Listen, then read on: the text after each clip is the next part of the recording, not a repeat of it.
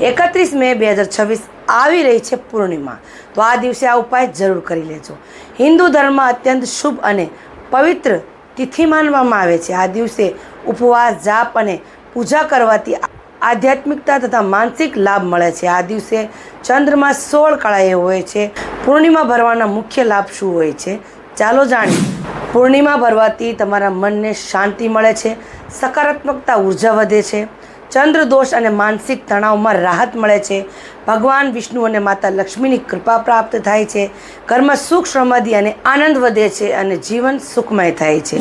માન્યતા મુજબ અટકેલા કાર્યો પૂર્ણ થવા લાગે છે અને તમારા માતાજી કુળદેવીની તમને સહાય મળવા લાગે છે. વ્રત અને દાનથી પુણ્ય પ્રાપ્ત થાય છે. પૂર્ણિમાના દિવસે આ ખાસ ઉપાય જરૂર કરી લેવા જોઈએ. સવારે વહેલા ઉઠીને સ્નાન કરીને સ્વચ્છ અથવા સફેદ કપડાં પહેરો, ભગવાન વિષ્ણુ, માતા લક્ષ્મી અને ચંદ્રદેવની પૂજા કરો. રાત્રે ચંદ્રદેવને દૂધ અને પાણીથી અર્ઘ્ય આપો. ઓમ નમઃ ભગવતે વાસુદેવાય મંત્રનો જાપ કરો. ગરીબોને ચોખા, દૂધ, ખાંડ અથવા સફેદ કપડાનું દાન કરો. ગૌ માતાને ગોળ રોટલી અથવા લીલું ઘાસ ખવડાવો. ઘરમાં ઘીનો દીવો પ્રગટાવો. માન્યતા છે કે પૂર્ણિમાના દિવસે સાચા મનથી કરેલી ભક્તિ અને દાન જીવનમાં શુભતા અને શાંતિ લાવે છે. તો આ વિડીયોને વધુમાં વધુ શેર જરૂર કરી દેજો. અંતમાં જય માતાજી લખવાનું ભૂલતા નહીં.